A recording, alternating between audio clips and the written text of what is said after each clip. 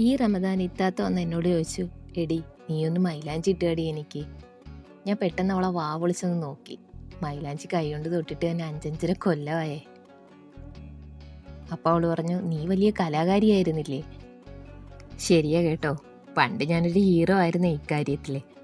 പക്ഷെ ഇപ്പം പല്ല് കൊഴിഞ്ഞ സിംഹം പോലെയായി, കൈയൊന്നും അങ്ങോട്ട് വഴങ്ങാതെയായി. അവൾക്ക് ഇട്ടപ്പോൾ തന്നെ ഞാൻ നന്നേ ബുദ്ധിമുട്ടി കേട്ടോ. അപ്പം ഞാൻ ചിന്തിച്ചു, പടച്ചോൻ്റെ ഒരു കഴിവ് നമുക്ക് തന്നിട്ട് അത് പെട്ടെന്ന് എടുത്തു കളയും നമ്മളിൽ നിന്ന്. ഏയ് അങ്ങനെയില്ല. കുറേ നാൾ അതിൽ തൊടാതിരുന്നിട്ട് പടച്ചോനെ പഴിച്ചിട്ട് എന്താ കാര്യം? അന്നവളുടെ കൈ ഞാൻ കുളമാക്കി കേട്ടോ. പക്ഷെ അവൾ പരാതി ഒന്നും പറഞ്ഞില്ല. ഒരു കുട്ടിയെ പോലെ അവൾ എനിക്ക് ഇരുന്ന് തന്നു കേട്ടോ. അന്ന് ഞാൻ തീരുമാനിച്ചതാ, എന്നും പറ്റിയില്ലെങ്കിലും എന്നെ കൊണ്ട് കഴിയാവുന്ന രീതിയിൽ എൻ്റെ പഴയ ആ കഴിവിനെയൊക്കെ ഒന്ന് പൊടി തട്ടി എടുക്കണമെന്ന്. കുളമായാലും ഇട്ട് കഴിയുമ്പോൾ വേറെ ലെവൽ സാറ്റിസ്ഫാക്ഷൻ ആണേ.